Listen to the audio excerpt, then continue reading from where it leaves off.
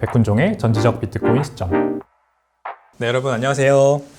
오늘은 제가 좀 색다른 얘기를 드려보겠습니다. 일단 뭐 비트코인 어떻게 될지 이런 거 전망하는 것도 어느 정도껏 해야지 계속 하다 보면은 이제 여러분들이 생각하는 거 복잡해지고 그냥 조금 이제 머리를 식힐 수 있는 차라리 더 실용적이고 여러분들께 도움되는 내용을 좀 한번 준비를 해봤는데요. 일단 제가 그 러닝을 하면서 굉장히 즐겨 듣는 팟캐스트 하나가 있어요. 루이스 하위스라는 사람이 있는데 미국에 있는 뭐 작가이자 그 다음에 부자 되기 이런 거를 관련해서 강연도 하고 책도 쓰고 뭐 팟캐스트도 하고 이런 분이에요. 근데 이분의 최근 이제 영상에 그 부자가 되는 마인드셋에 대해서 얘기를 하시는데 5가지 방법이 있다 하더라고요. 자기가 이제 스스로 팟캐스트에서 많은 부자가 되신 분들이 인터뷰하면서 터득한 그 5가지 굉장히 중요한 마인드셋이라고 하는데 거기에서 이제 첫 번째로 나온 내용이 뭐냐면 부자는 저절로 되지 않고 시스템이 필요하다라는 거였어요. 그래서 많은 사람들이 일확천금을 노리는 것도 그중 하나인데 부자가 되는 어떤 그런 운명이 나한테 떨어지길 바래요. 그래서 돈이 벌리길 바라고 나도 부자가 되었으면 좋겠고 뭔가 좋은 일이 나한테 발생하기를 바라고 이렇게 어떤 하나의 이벤트로서 나한테 좋은 일이 떨어질 거라고 기대하는데 부자는 절대 그렇게 되지 않는다라는 거예요. 언제나 부자는 그 시스템을 구축해 놓은 상태에서 그렇게 운명적으로 다가오는 거라고 얘기를 합니다. 그래서 제가 늘 말씀드리는 부분도 시스템을 구축해놔야 된다라는 얘기를 제가 자주 드리지 않습니까? 어떤 시스템을 구축해놓냐는 사람마다 다 다르겠지만 예를 들면은 저같이 이제 매주 비트코인을 월요일마다 산다. 그리고 그 비트코인으로 개인 지갑을 옮기고 가격이 뭐 오르든 내리든 절대 쳐다보지 않는다. 그리고 가격이 떨어질 때마다 얼마나 떨어지면 사냐? 마이너스 2% 떨어지면 무조건 산다. 이런 것도 이제 제가 하나의 시스템을 구축을 해놓은 거죠. 그래서 그 관점에서 어떤 시스템을 구축해 놓으면 여러분들께 도움이 될까를 한번 고민해 보다가 이 방법을 한번 소개해 드려 볼까 합니다. 비트코인 월간의 연간 수익률 이 히트맵을 보시면 지금 이제 비트코인이 한 16년째 역사가 이렇게 쭉 진행되어 오면서 매월 평균적으로 얼마나 수익이 발생하고 있는지를 한눈에 볼 수 있겠죠? 이걸 보면은. 그래서 평균적으로 봤을 때 2011년부터 2025년까지 평균적으로 1월, 2월, 3월, 4월, 5월, 6월 이렇게 월간 수익률이 이렇게 계산이 되어 있습니다.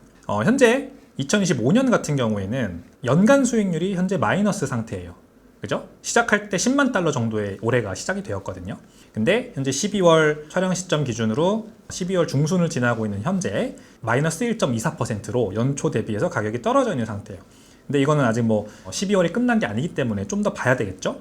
그래서 연간으로 보면 올해가 이제 예년과 다르게 이 4년 주기 사이클의 마지막 해인데 마이너스 상태고 초록불이 들어와 있는 해들도 많이 있죠. 그죠? 한 번씩 이렇게 빨간불이 떨어지는 그런 해들도 있지만 3년 상승하고 한 해 떨어지고 3년 상승하고 3년 상승하고 한 해 하락하고 3년 상승하고 한 해 하락하고 이런 패턴을 계속해서 반복해 왔습니다. 이제 올해는 안 그럴 수도 있다라는 거는 참고를 하고 하지만 이제 또 2026년에 바로 파란불이 켜질 수가 있기 때문에 어쨌든 이렇게 월간과 연간 수익률을 평균적으로 보고 우리 한번 계산을 해보자고요. 어떤 계산을 해볼 거냐? 자, 연평균, 월평균 수익률을 계산해 보겠습니다. 연평균 수익률 전체 기간 2011년부터 2025년까지 비트코인의 전체 기간으로 보면 617.9% 연평균 이런 수익률이 나옵니다. 그리고 월평균으로 이걸 나누면 14.16%가 나와요. 그러니까 월 14%의 수익이 발생하는 엄청난 자산임에는 분명합니다. 근데 이거를 이제 비트코인이 지난 2011년부터 2012년부터 2020년 전까지 초기에는 너무 상승률이 거셌기 때문에 이제 최근 트렌드 5년 정도만 반영을 해가지고 다시 계산을 해볼게요. 보정치. 초기 변동성 제외하고 최근 트렌드만 반영한 수치입니다. 연평균 수익률 54.1%입니다. 직전 5년, 21년, 22년, 23년, 24년, 25년. 25년이 지금 마이너스죠. 마이너스 1.4%. 이것도 다 포함을 한 겁니다. 59 빼기 64 플러스 152 플러스 123 빼기 1.24. 지난 5년 수익률 더해서 5로 나누면 평균 54.1% 수익률이 나오고 월 평균으로 계산하면 약 3.7% 이렇게 나옵니다. 비트코인이 앞으로도 한 이 정도 수익률을 유지한다는 가정하에 계산을 해보는 거죠. 보수적으로 계산을 해보는 거죠. 자, 그래서 매월 300만 원씩 적립식으로 매수한다. 이 시뮬레이션을 돌려보는 겁니다. 매월 초 300만 원씩 비트코인 매수하고 여기서 300만 원은 그냥 일반 직장인 월급으로 한번 이렇게 찍어봤어요. 회사에 다니는 직장인 입장에서 월급을 300만 원을 딱 받는다. 세후 300만 원 딱 받는다. 그러면 이걸로 뭐 다양한 이제 지출이 나가겠지만 그런 게 없다는 가정하에 그냥 300만 원을 비트코인을 매수하는데 다 쓴다. 그러면은 이제 뒤에 나오겠지만 300만 원을 비트코인 사는데 다 쓰면은 뭐 숨만 쉬고 사냐? 아니죠. 그러면 그만큼 마이너스 통장으로 쓴다는 가정을 할 겁니다. 이제 2가지 가정을 할 수가 있어요. 신용카드로 쓰고 마이너스 통장으로 쓰고 둘 다 아무튼 빚을 내는 거긴 하잖아요. 근데 마이너스 통장을 쓰는 걸 가정을 하겠습니다. 아무튼 300만 원씩 비트코인을 매월 매수를 하면 1년 뒤에는 3,600만 원어치 비트코인이 모이겠죠. 그죠? 300만 원 곱하기 12개월 이런 상황입니다. 자, 그래서 여기에다가 제가 앞에서 계산했던 5년 수익률 적용을 하겠습니다. 월 3.7% 성장을 하겠다. 그래서 300만 원은 비트코인 삽니다. 그러면은 월 초에 샀으니까 그 달 말에는 3.7% 성장을 할 거고, 그 다음 월에도 또 월 초에 300만 원을 사고 거기서 또 3.7% 수익률이 나고, 이렇게 계산을 해서 1년 평가 금액으로 계산을 하면은 4,550만 원이 되는 거죠. 순수익은 950만 원. 그래서 연수익률로 치면은 26.4%. 아시겠죠? 300만 원 3.7%, 300만 원 3.7%, 300만 원 3.7% 이렇게 12개월 쌓였다고 가정을 하는 겁니다. 그래서 1년에 950만 원의 수익이 발생을 하는 거예요. 여기까지 쉽죠? 따라오실 수 있죠? 자, 근데 제가 이제 인터넷에서 찾은 카카오뱅크 현재 마이너스 통장 대출 금리입니다. 5.916%. 기준금리 5.916에다가 뭐 가산금리 어쩌고저쩌고 해가지고 5.916%. 기준금리 2.5%, 가산금리 3.3% 해가지고 대출금리가 5.916%. 대출한도 3,050만 원이군요. 그러니까 직장인이 마통 뚫으면 아마 이거보단 많이 나올 거예요. 그죠? 어떤 직장을 다니냐에 또 다르겠지만 뭐 4천만 원, 어쩌면은 1억 이상도 마통은 다 나올 거라고 저는 생각을 합니다. 저도 사실 마통이 있죠. 근데 제가 사업을 시작하고 나서 신청을 했는데도 그냥 나오더라고요. 직장 다닐 때는 더 많이 나왔는데 확실히 직장을 그만두고 나서 사업하고 나니까 공신력 있는 어떤 월급이 들어오는 수단이 사라지잖아요.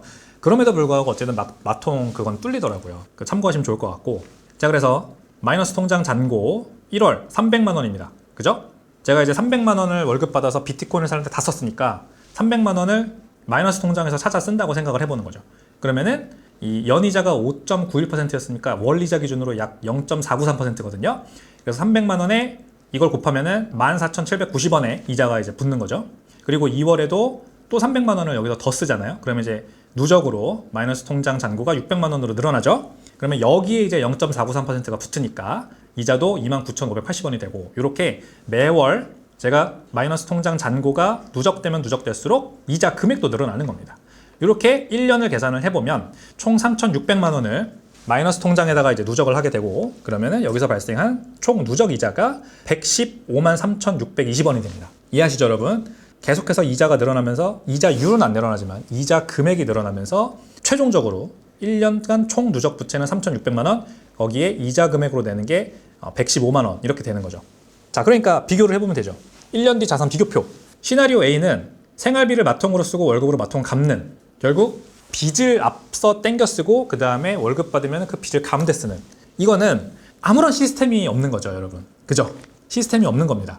내가 부자가 되고 싶다고 얘기는 하지만 전혀 시스템을 누리지 못하고 있는, 구축하지 못한 상태. 그런 상태니까 그냥 이 이자 비용만 내고 끝인 거예요. 그죠? 약 18만 원의 이자 비용만 내게 되는 겁니다. 마통을 쓰는 기간이 있기 때문에 그 기간 동안 18만 원의 빚이 누적됩니다. 그리고 나한테 자산은 남지 않는다. 자, 시나리오 B는 비트코인을 축적하는 시나리오입니다. 월급은 비트코인 풀매수를 때리고 그 다음에 생활비는 마통으로 계속 쓰는 거죠. 마통이 한도가 찰 때까지, 마통 한도가 찰 때까지 계속 마통에서 땡겨가지고 쓴다.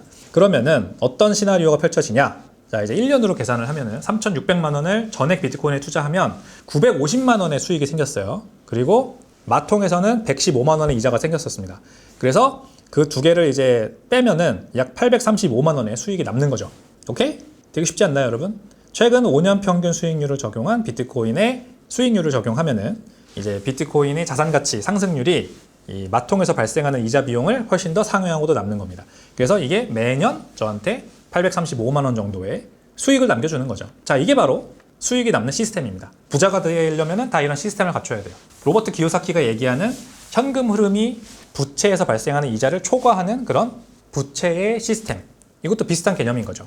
빚을 내라. 근데 빚을 그냥 내는 게 아니라 그 빚에서 발생하는 이자보다 그 빚을 땡겨서 뭔가 했을 때 거기서 발생하는 현금 흐름이 더 커야 된다. 이 얘기를 지금 하는 거잖아요. 그런 예시를 하나 제가 들어드린 겁니다. 비트코인으로도 같은 플레이를 할 수 있다.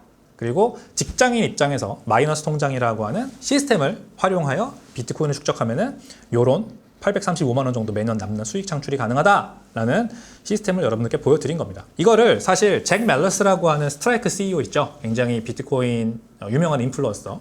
이분도 비슷하게 하고 있어요. 이분도 매월 카드로 생활을 합니다. 신용카드로 생활을 하고 그 다음에 신용카드비를 이제 매월 비트코인을 팔아서 갚는 형식으로 월 비트코인 상승률, 가격 상승률이 제가 방금 계산해 드린 것처럼 한 3.5% 정도 되잖아요. 그러면 신용카드는 이자가 없죠. 무이자로 내가 돈을 땡겨 쓸 수 있잖아요. 계속 그게 누적되는 거죠. 그러니까 자, 300만 원을 내가 썼어, 신용카드로. 그러면은 그 월 말에 이제 300만 원을 갚아야 되는데, 그건 어떻게 갚냐?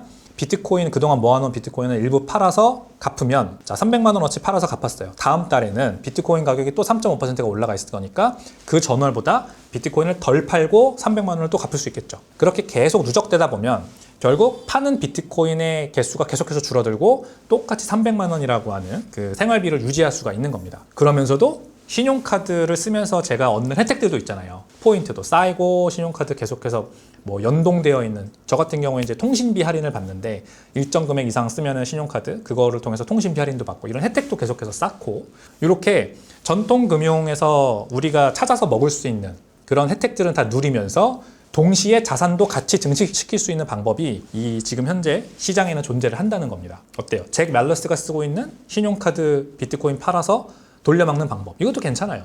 근데 이건 비트코인이 좀 축적되어 있는 상태에서 해야 되는 거고, 제가 말씀드리는 거는 비트코인이 지금 하나도 없는 상태다. 그런 상태에서 나는 어떻게 투자를 시작해야 되냐. 지금 뭐 계속 빚의 쳇바퀴에만 계속해서 갇혀서 굴러가고 있는 느낌이라서 되게 답답하다, 이런 분들도 많거든요. 직장 다니시는 분들 중에 나는 어디서부터 시작해야 될지 막막하다라고 하는 분들께 추천드릴게요. 자, 뭐 어디에 투자해야 될지까지 제가 조언을 드리진 않을게요. 그냥 비트코인만 일단 투자를 하세요. 비트코인은 그 자체가 화폐예요. 경화. 그러니까 내가 원화에다가 돈을 저장하는 것과 비트코인이라고 하는 신흥 디지털 화폐에다 저장하는 거, 이 두 개만 그냥 간단하게 비교를 해보는 거예요. 투자를 너무 복잡하게 생각하지 말고 막 다 좋아 보이죠. 뭐 테슬라 좋아 보이고, 팔란티어 좋아 보이고, 아니면 부동산도 좋아 보이고, 뭐 금도 좋아 보이고, 투자할 땐 너무 많은데, 이거는 어느 정도 내가 시스템을 구축해 놓은 뒤에 어디에 투자할지를 선택해도 늦지 않아요. 그 단계까지 가기 전에 먼저 화폐 대 화폐의 경쟁, 이 화폐 대 화폐의 경쟁을 내가 직접 시스템을 구축해서 경험을 해보면, 아, 이런 거구나 투자라는 게. 내가 자산을 증식시키는 거는 결국 하드 에셋에다가 연화라고 할 수 있는 법정화폐에서 싸게 저리에 돈을 빌려와서 그 돈으로 더 많은 가격 상승이 일어나고 수익률이 더 좋은 경화에다가 담는 거구나. 그 시스템을 일단 이해하실 수 있을 거예요. 그러면은 여러분들이 그동안에 공부를 하면서 이제 경화의 종류도 다양한 게 있다는 걸 알게 되겠죠. 부동산도 있고, 금도 있고, 뭐 미술품도 있고, 어쩌면은 뭐 귀중품도 있고, 아니면 주식 중에 굉장히 전망이 좋은 것들도 있고, 이런 것들로 다변화시킬 수 있을 겁니다. 근데 일단은 제가 보여드린 비트코인을 가지고 시작해도 충분하다 라는 말씀을 드려보겠습니다. 자, 어떤가요 여러분? 부자가 되는 방법, 말로는 쉽지만 사실 실천하기가 어려운 거죠. 그래서 지금 당장이라도 약간이라도 좋으니까, 뭐 300만 원까지 안 돼도 좋으니까, 약간이라도 좋으니까 실천하는 그런 투자자의 마인드를 가지시기를 바라겠습니다. 감사하고요. 저는 다음 시간에 더 재미있는 내용을 찾아오겠습니다. 구독, 좋아요, 알림 설정 부탁드릴게요. 감사합니다.